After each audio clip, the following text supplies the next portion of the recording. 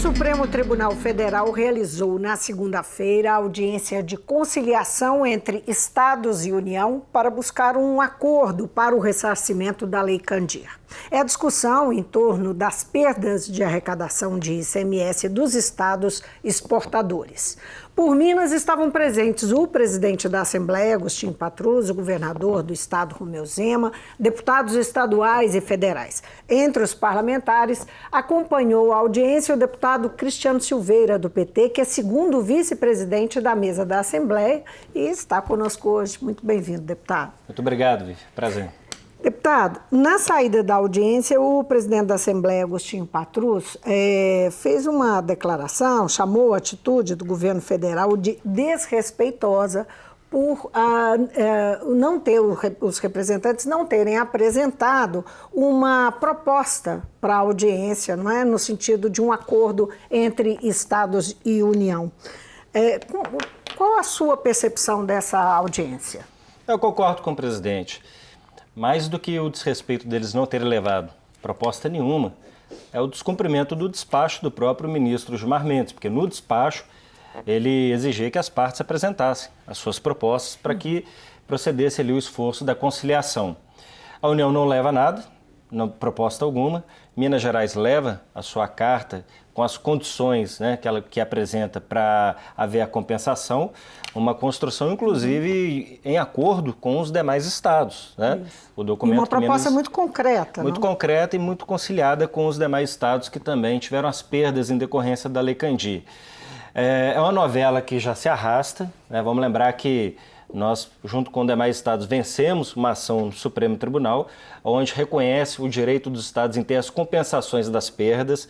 A Lei Candir, quando ela foi criada há quase 20 anos atrás, é bom porque a gente fala Lei Candir, e às vezes as pessoas, mas que diabo é isso de Lei Candir? Vamos esclarecer. Né? Vamos explicar o que é a Lei Candir. Lá em 1996, no governo Fernando Henrique Cardoso, foi criada a Lei Candir. O objetivo era tornar o nosso setor primário mais competitivo no mercado internacional. Isso em decorrência da política cambial. Fernando Henrique Cardoso, lembra que lá foi criado o real, em 94 criou o real, o governo para poder então compensar a perda da exportação que teríamos, do lucro da exportação por essa equiparação cambial do dólar com o real, porque aí tínhamos o câmbio fixo, o governo faz a desoneração do ICMS. O problema começa ali onde ele já infringe uma competência tributária do Estado, constitucional do Estado, que é o ICMS. Bem, e a compensação ela acaba não ocorrendo como era previsto. Depois, quando o Fernando Henrique foi reeleito, o câmbio passa a ser flutuante, ou seja, então nós não tínhamos mais a necessidade da Lei Candir nessa lógica da competitividade para a nossa balança comercial, mas eles encaminham para o Congresso uma emenda à Constituição, proposta de emenda à Constituição, mantendo as condições da desoneração das exportações do setor primário do semi-elaborado e dessa forma a compensação que deveria ser então pacificada, regulamentada pelo Congresso, ela nunca acontece. E nesse período, ao longo de mais de 20 anos, Minas e os demais estados vão tendo perdas, porque não arrecada do ICMS. E nós ficamos sem arrecadação especificamente das nossas maiores riquezas, né, que são primárias. Nosso estado é extremamente exportador. É o caso de minério, Minério, de nós temos minério, a parte da agricultura, nós somos um estado muito primário. A Lei Candir, inclusive, é importante a gente dizer isso, ela, de certa maneira, desindustrializou o estado, tornando interessante a exportação com a carga desonerada e acabou desindustrializando. Nós vendíamos, por exemplo, o nosso minério com a isenção tributária e comprávamos pagando tributo aos, então, exportadores. Minas perdia 2 vezes, porque tinha que pagar pela exportação e não recebia pela importação. Pela exportação não recebia pela importação. Então esse também é um problema que nós estamos enfrentando. Resumo da ópera. Como é que ficou a situação do Estado? Em torno de 135 bilhões de perdas de arrecadação ao longo desses pouco mais de 20 anos. Isso impacta, porque isso deixa de ir para a saúde, deixa para a educação, o Estado investindo nas suas estruturas para a modernização dos seus modos de produção, para não ficar somente dependente do setor primário, né?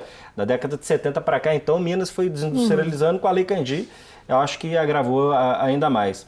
Eu estou falando isso tudo, sabe, Vivi? Só para as pessoas fazerem, que tanto diabo esses deputados falam de Lei Candir. O que é essa tal da Lei Candir? Fica parecendo que não toca ninguém, só os poderes. E, na verdade, toca todo mundo, né? Cada mineiro. Então, o ministro Antônio Candir apresentou a proposta da desoneração das exportações do setor primário e, dessa maneira, entrar na competência tributária de Minas. Minas deixou de receber, demais estados. Somando tudo, os estados, nós estamos falando de mais de 800 bilhões de reais de perda nos últimos anos. E aí Minas depois entrou na justiça, né? Entrou na justiça com outros estados e falou assim, opa, aqui ó, os caras entraram na competência tributária nossa, nunca fizeram compensação e nós perdemos. Como é que faz? O Supremo falou, não, pô, então tá correto. O Congresso vai ter que, então, pacificar essa matéria. Deu um prazo de um ano depois o Congresso, nada, não se pronuncia, o projeto está lá parado, o processo todo parado ali está lá parado. Pronto, inclusive, o projeto. Né? Já poderia a votação, né? Tem, inclusive, gente que defende que o ministro poderia ter adotado, por analogia, as regras daquilo que está no projeto de lei pronto, com uma condição liminar, para fazer a compensação aos estados pelas perdas. Mas o ministro não quis avançar nesse sentido. Então, é outro problema. O ministro Gilmar... Nós estamos falando do ministro Gilmar Mendes, que é o encarregado desse processo, dessa ação no Supremo. Aí a esperança, quando nós chegamos lá em Brasília, era o quê? O ministro vai tomar uma decisão. Se ele mandou cada um trazer a sua proposta, ele vai considerar as propostas e vai tomar uma decisão, não é isso? Na conciliação. A União não leva nada, Minas leva a sua carta. Na carta, e essa carta que nós levamos, é uma carta assinada por várias entidades, várias instituições, desde senadores, deputados, governador. É assim, tem grande adesão do povo de Minas Gerais. Teve um efeito aí de unificação de forças. E é isso que é importante. Você levanta a questão que nós temos divergências em vários campos. Eu estou na oposição, o governador Zema está governando, tem os deputados que são da base. Nós temos divergências numa série de agendas hoje colocadas no Estado. Mas se tem uma coisa que nos unifica, é a Lei Candir. E olha que o governador demorou a entrar. Porque o governador namorou demais o tal do plano da recuperação fiscal, venderam para ele como o santo grau para tirar Minas da crise, né? Depois alguém foi contar para ele, ele veio a saber que foi uma furada por Rio de Janeiro, 19 estados não conseguiram cumprir, vai ter que servidor pagar a conta, vai ter que abrir mão do patrimônio, como as nossas empresas que são superavitárias, têm lucro, então venderam para ele, não, o santo grau da crise econômica é o plano de recuperação. E nós estamos insistindo na tese da Lei Candir. A tese da Lei Candir, ele ainda falava assim, o problema do governo do PT foi que eles namoraram demais esse trem da Lei Candir, por isso que não avançou. E não é, porque olha, a suspensão, inclusive, do pagamento da dívida que Minas tem hoje, de 6 bilhões por ano, ele tem um componente aí do que Minas tem a receber da União, em decorrência dessa discussão da Lei Candir. E o Minas Gerais foi muito ativa quando o Supremo definiu que os estados tinham perdas a receber. Então, nós já trilhamos mais da metade do caminho. Nós já estamos falando sobre o caminho. Vamos retomar, então, como é que termina essa audiência e o desdobramento que pode ocorrer. Apesar de não ter tido uma decisão efetiva, saiu uma ideia de uma criação, a proposta de uma criação de uma comissão, não é isso? Uma comissão que tem que ser integrada pelas partes. Isso. Esse negócio de criar a comissão, depois de você já ter andado tanto no processo, parece coisa para enrolar, né? Você quer enrolar alguém, você manda montar uma comissão. Nós vamos continuar lutando. Nós não temos escolha. Mas tem um prazo de 6 meses para essa comissão tomar decisões. O que acontece? A União chega lá, o governo federal chega na reunião, não tem proposta. Aí, ao longo da reunião, fala assim, não, mas não pode discutir só a Lei Candir, nós temos que incluir a questão fiscal da União, dos estados, inclusive discutir o plano de recuperação fiscal, onde coloca aos estados também algumas obrigações e responsabilidades na questão da despesa. Olha como é que começa a conversa. Até parece que isso tem a ver. Isso não está no despacho nem está na ação. Mas nós temos que discutir também, porque a União está estudando no fazer dos recursos dos lotes do pré-sal no final do ano, dividir o fundo social do pré-sal com os municípios. Então os caras tentam jogar dentro do bolo da discussão tudo, problema fiscal do país como todo. E não é, a Lei Candir é algo específico, delimitado, objetivo. E no final da reunião, como eles não têm proposta e tenta convencer todo mundo que os estados que perderam tiveram sacrifício, os municípios também, eu estou falando de estado, mas o município perdeu também, porque o município tem dinheiro a receber da Lei Candir. Tem que também que resolver outros problemas da União. O que a União faz de proposta no final? Ministro, por que a gente não forma uma comissão para, no prazo de 6 meses, analisar então essa situação e trazer aqui de volta uma proposta conciliatória? Então, que de resto é o prazo que ainda resta para que o Congresso vote a Lei 511. Não é isso? Que está lá parada, de certa maneira, parece votação. que o ministro está com medo de tomar uma decisão. Me parece que senão ele poderia... Pô, mandei vocês trazer a proposta, o Minas trouxe, vamos discutir em cima disso aqui. Ele inclusive, fez uma fala, olha, eu vou conversar com o presidente da Câmara e do Senado para levar a eles as informações desse nosso encontro, Gilmar Mendes. Dizendo muito da cautela e não entrar na competência legislativa também do Congresso. Não, tem um negócio lá que é dever e tarefa do Congresso. Então nós temos que levar para o Congresso saber que aqui, né, nós estamos numa expectativa que isso seja feito. Vai montar a comissão com a presença dos estados, com a participação da equipe do Gilmar, do Supremo, e com a participação do governo federal. Em dezembro, já vai ser feita uma reunião para uma análise parcial desse trabalho. Então, nós estamos em agosto, né? Setembro, outubro, novembro, dezembro. Final do ano já tem uma prévia para saber se avançou, não avançou, o que caminhou ou não. Então, eu te falo que eu não voltei muito animado. Nós fomos com uma expectativa melhor de que pudéssemos resolver essa situação naquele momento, mas não quer dizer que nós vamos abandonar a luta. O presidente Agostinho tem falado isso, eu concordo. Nós vamos insistir nessa tese do cumprimento por parte do governo federal de pagar a Minas e os estados, também os municípios, o que deve. É importante esse momento que os prefeitos que estão assistindo e estão acompanhando essa discussão, isso não é igual jogo de futebol, o prefeito ficar aguardando para ver o final do jogo, não. O prefeito e a prefeitura é jogador, porque tem dinheiro a receber. Agora, e vai aliviar as contas dos municípios. Tem que entrar mais no jogo dos municípios. Tem que fazer um movimento. Teve lá um encontro com os governadores, o presidente Agostinho participou, parece sair uma carta lá, um documento, né? Com relação à posição dos governadores por essas perdas. Eu acho que a Confederação Nacional dos Municípios, aqui em Minas, no caso, né? A Associação Mineira dos Municípios, tem que entrar mais firme no jogo. Tem que Essa entrar mais carta, firme. inclusive, vai ser entregue ao Congresso Nacional. Vai ser entregue ao Congresso, penso que vai ser entregue ao Supremo. Bem, eu acho que Minas tem que usar da sua força política. Um estado que tem 53 deputados federais, tem 3 senadores, é um dos estados mais importantes da federação. O governador Zema é do Novo. O Novo compõe a base de governo Jair Bolsonaro. Os caras também têm que saber dizer para o presidente, fala, pô, como é que é? Nós estamos na base, ajudamos o governo e Minas vai ficar dessa maneira? Agora, deputado, o senhor fez uma referência à atuação do Romeu Zema, do governador Romeu Zema, em relação à Lei Candir, falando que ele entrou na última hora e realmente foi quando foi marcada essa audiência que ele admitiu a possibilidade que o ressarcimento pode vir a ser um caminho para Minas e tal, e entrou no debate, né, nessa discussão. Só que, de fato, o senhor mesmo disse que houve uma frustração, vocês saíram de lá frustrados. Isso vai dar força à proposta do governador de implantar o regime de recuperação fiscal, de buscar essa aprovação aqui na casa, que nós sabemos um acordo polêmico com a União que impõe, como o senhor mesmo lembrou, muitos sacrifícios, inclusive privatizações no Estado. Pois é, eu acho o seguinte, nós não esgotamos todas as possibilidades da Lei Candir para trazer o plano de recuperação fiscal como agenda primária, como agenda principal nessa questão fiscal de Minas. Eu falo muito da Lei Candir, mas não falo que ela é a única possibilidade. Eu já discuti aqui na Assembleia várias vezes que fazer todo... E olha o seguinte, o governo está tendo superávit de receita. O governo tem contingenciamento robusto da saúde e da educação, está segurando. Então, peraí, você tem a possibilidade de fazer a revisão dos incentivos fiscais, que Minas abre mão de 4 bi por ano de incentivo fiscal.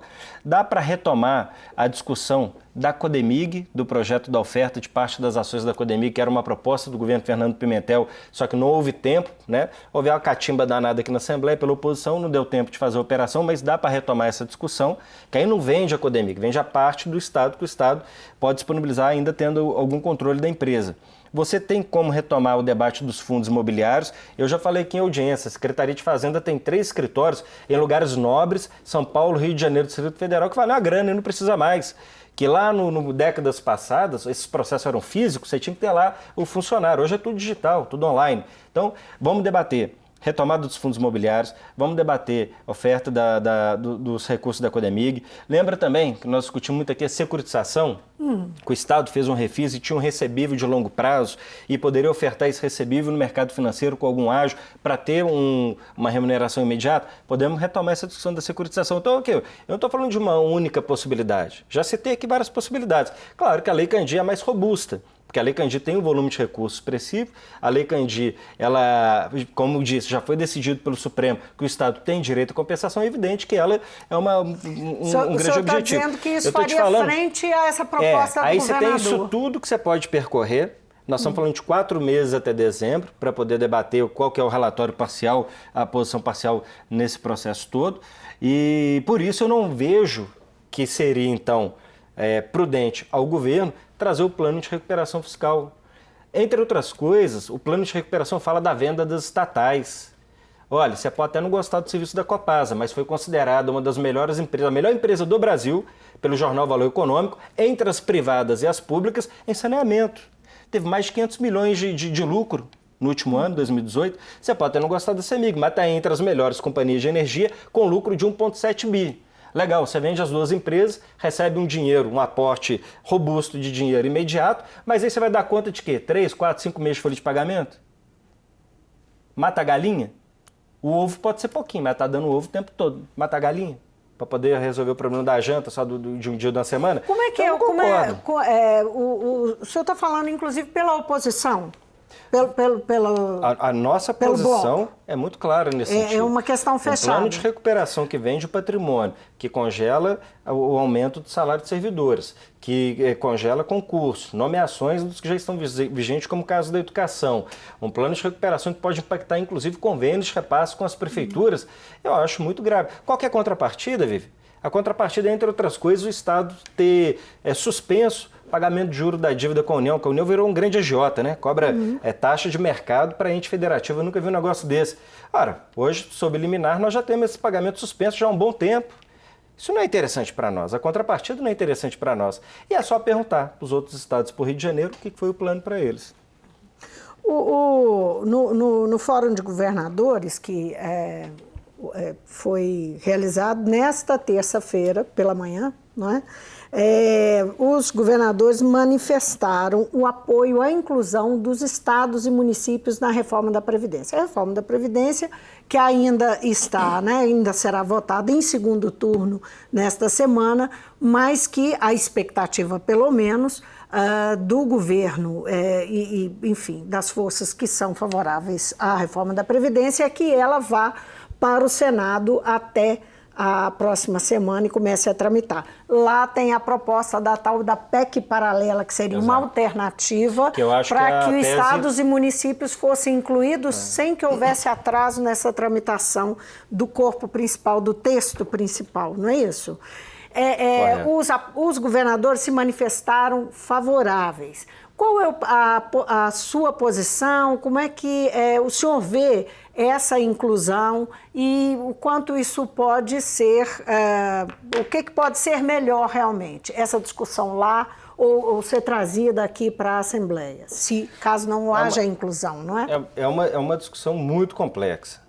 A questão é que muitos governos sabem que não tem força para aprovar uma reforma própria nos seus estados. Que você pode aprovar uma reforma no âmbito federal que permite aos estados entes federados fazer os seus ajustes na Previdência.